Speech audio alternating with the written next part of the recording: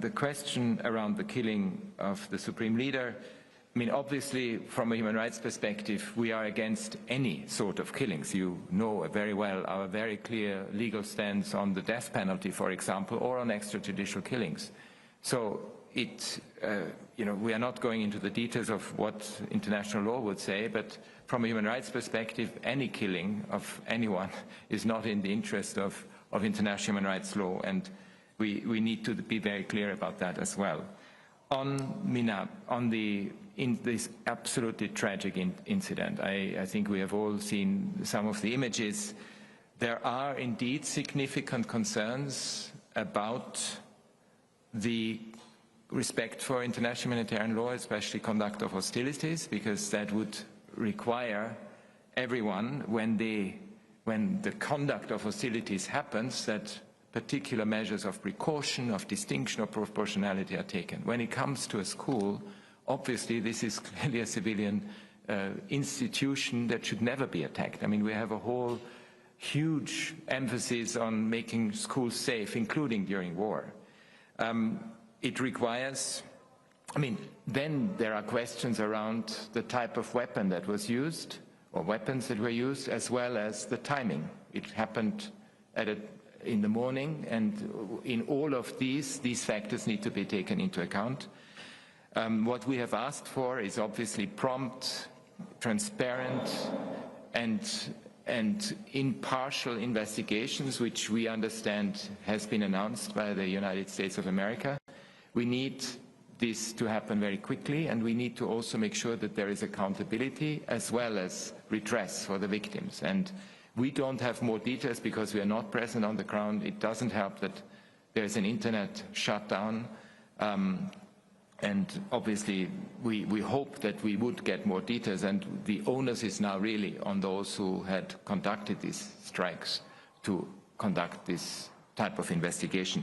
On the human rights situation internally, yes, we have also heard these reports about the tightening of the security. We're very worried about it. We saw what happened in January. The human rights situation has certainly not become any better. We're very worried also about possible executions that could take place, political prisoners, but generally the extreme restrictions that are imposed on the population under the circumstances. So we obviously want to keep watching this very carefully. There are issues around the internet shutdowns, and yes, and we have called on the Iranian authorities to actually open up internet access, because it's also for the safety of their own population. On the use of artificial intelligence, obviously we don't know exactly the details of what type of systems are being used, but it is very clear from an international human rights perspective that you need to have human control over the exercise of weapons.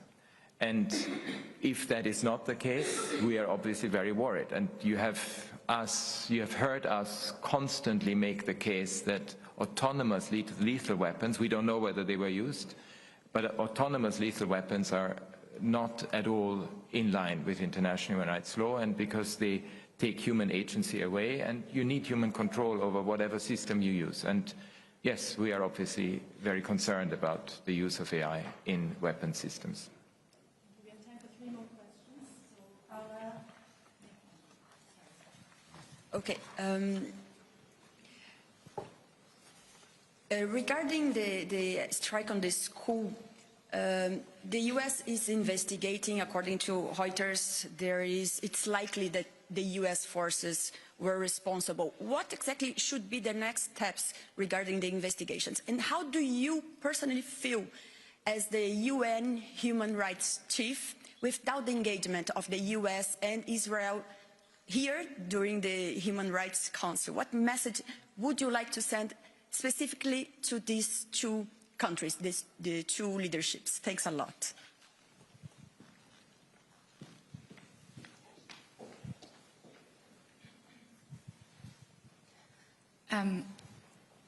Sorry. Let's start with me, please. Okay. Yeah, over here. Thanks. Good morning. Far from de-escalating, the Trump administration seems to be poised to escalate the level of hostilities. We're talking about a surge of military action in the next few days. Have you or any of your associates at the leadership of the UN had any direct contact with the Trump administration that you feel has had any traction or helped to influence the conduct of hostilities? And if not, who do you think could have that influence? Thank you. Last question. From your point of view, would this war have been preventable? Look, when it comes to whatever outcome there will be of the investigations, we hope that they will be prompt and that they will be done in full transparency. We also expect accountability to be served, because obviously mistakes were clearly made and accountability is absolutely critical, but also redress and compensation, as well as clear guarantees of non-recurrence. I mean, it is a lesson to be learned, a horrible, tragic lesson to be learned when girls are killed in this way, and I hope that there will be not only guarantees of non-recurrence, but a review of all the standard operating procedures when it comes to this type of issues, and especially when it comes to conduct of hostilities.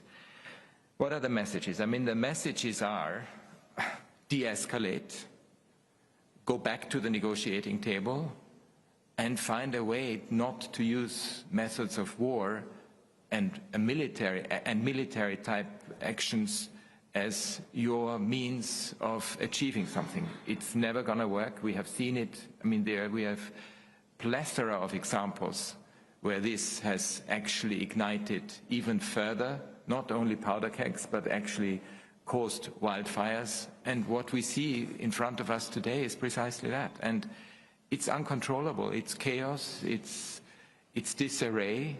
It's disorder, and the world absolutely cannot afford this. We need precisely the opposite. We need to give diplomacy a chance. We need to give negotiations a chance, and we need to give peace a chance. And we cannot just, and that's why I'm worried also about the very bellicose rhetoric that we see.